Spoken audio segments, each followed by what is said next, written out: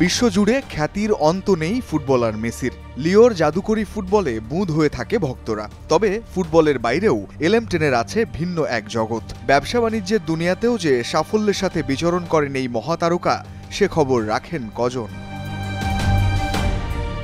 2022 সালে কাপড়ের ব্যবসা চালু করেছিলেন মেসি। এরপর গেল মার্চে বাজারে নতুন হাইড্রেশন পানীয় আনার ঘোষণা দেন মেসি। সম্প্রতি সামাজিক মাধ্যম ইনস্টাগ্রামে নিজের অ্যাকাউন্টে একটি ভিডিও পোস্ট করেন আর্জেন্টাইন তারকা।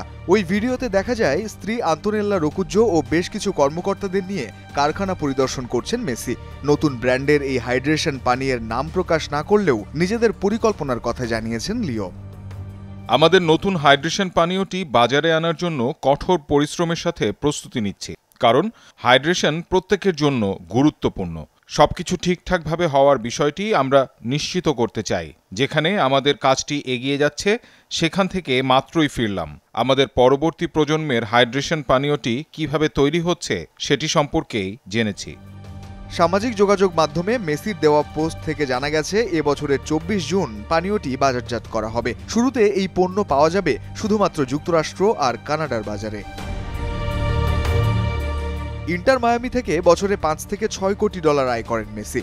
ফোর্বসের হিসাব মতে মেসির বর্তমান সম্পদের পরিমাণ প্রায় 60 কোটি ডলার। নিজের মালিকানাধীন ব্যবসা ছাড়াও বিশ্বের বিভিন্ন ব্র্যান্ডের দূত হিসেবে কাজ করে বিশাল অঙ্কের অর্থ আয় করেন মেসি। কাজ করেন জনপ্রিয় দুই ব্র্যান্ড অ্যাডিডাস ও পেপসিকোর সাথেও। চুক্তি অনুযায়ী অ্যাডিডাস থেকে বছরে 2 কোটি 50 লাখ ডলার আয় করেন মেসি। এছাড়া 2022 সালে যুক্তরাষ্ট্রের সান ফ্রান্সিসকোতে প্লে টাইম স্পোর্ট টেক নামের একটি বিনিয়োগ প্রতিষ্ঠান স্থাপন করেন মেসি।